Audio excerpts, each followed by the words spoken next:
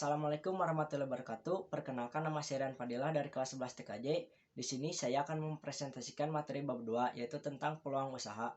Peluang usaha terdiri dari dua kata, yaitu kata peluang yang berarti kesempatan dan usaha yang berarti upaya untuk mencapai tujuan yang diinginkan dengan berbagai sumber daya yang dimilikinya.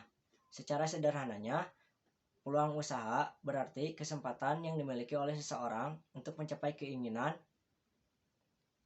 atau tujuan dengan menggunakan sumber daya yang dimilikinya. Ciri peluang usaha yang baik yaitu yang pertama, bersifat orisinil. Kedua, dapat mengantisipasi perubahan persaingan dan kebutuhan pasar. Ketiga, sesuai dengan minat. Keempat, sudah teruji kelayakannya. Kelima, bersifat kreatif. Keenam, adanya keyakinan untuk mewujudkan usaha tersebut. Dan yang ketujuh, adanya rasa senang ketika melakukan usaha tersebut. Selanjutnya yaitu analisis peluang usaha. Analisis peluang usaha adalah analisis yang dilakukan untuk mengetahui kemungkinan dari berbagai macam kesempatan usaha yang dapat dilakukan, mana yang bisa dilakukan dan memberikan keuntungan yang besar, serta kita dapat mengetahui resiko yang akan dihadapi di kemudian hari. Selanjutnya yaitu persiapan peluang usaha. Yang pertama yaitu meneliti usaha yang dipilih. Kedua, meneliti bentuk usaha tersebut. Ketiga, meneliti jenis usaha yang dilakukan. Keempat, mencari informasi usaha yang akan ditekuni. Dan yang kelima, memiliki peta peluang usaha yang sangat menguntungkan. Selanjutnya yaitu tujuan analisis peluang usaha. Tujuan yang pertama yaitu untuk menemukan peluang usaha. Kedua, untuk menemukan potensi usaha. Ketiga, untuk mengetahui besarnya potensi usaha yang tersedia dan dapat berkembang di kemudian hari. Dan yang terakhir yaitu untuk mengetahui berapa lama usaha tersebut dapat bertahan. Selanjutnya yaitu faktor keberhasilan dan kegagalan dalam wirausaha. Faktor keberhasilan yang pertama yaitu faktor manusia, yaitu kepribadian, ilmu pengetahuan, dan pengalaman yang dimiliki. Selanjutnya itu faktor keuangan, lalu faktor perencanaan, dan faktor pemasaran. Faktor penyebab kegagalannya yaitu yang pertama, tidak kompeten dalam manajerial.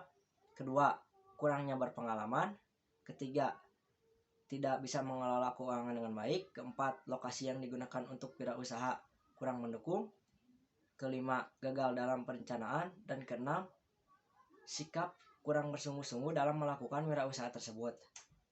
Selanjutnya itu memanfaatkan peluang usaha secara kreatif dan inovatif.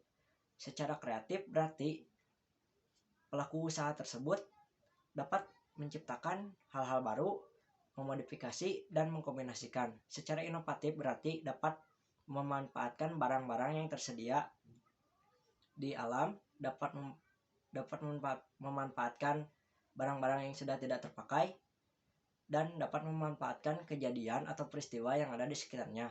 Selanjutnya yaitu jenis-jenis inovasi menurut Kuratko. Pertama yaitu invensi, yaitu penemuan baru. Kedua, ekstensi, yaitu pengembangan. Ketiga, duplikasi, yaitu penggandaan.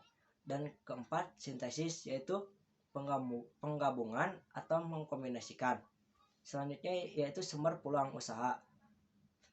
Dibagi menjadi dua faktor, yaitu faktor internal dan eksternal. Faktor internal yang pertama yaitu pengetahuan yang dimiliki oleh diri kita sendiri. Yang kedua, pengalaman dari diri sendiri. Dan yang ketiga, pengalaman dari diri orang lain. Selanjutnya yaitu faktor eksternal. Yang pertama yaitu masalah yang dihadapi belum terpecahkan. Kedua, kesulitan yang dihadapi dalam kehidupan sehari-hari. Ketiga, kebutuhan yang belum tercukupi. Dan keempat, pemikiran yang besar untuk menciptakan sesuatu yang baru. Selanjutnya yaitu pendekatan analisis peluang usaha. Yang pertama yaitu analisis SWOT. Pertama yaitu strength, adalah kekuatan yang dimiliki perusahaan untuk mendukung usaha tersebut. Kedua yaitu weakness, adalah kelemahan pada suatu perusahaan tersebut. Ketiga, opportunity, yaitu peluang untuk mengembangkan usaha tersebut. Dan keempat yaitu threat, yaitu ancaman atau gangguan, hambatan dari luar kepada perusahaan tersebut. Selanjutnya yaitu analisis mengenai unsur 5W1H. Lalu yang terakhir yaitu studi kelayakan usaha, yaitu kegiatan menilai sejauh mana manfaat yang diperoleh dalam melaksanakan usaha.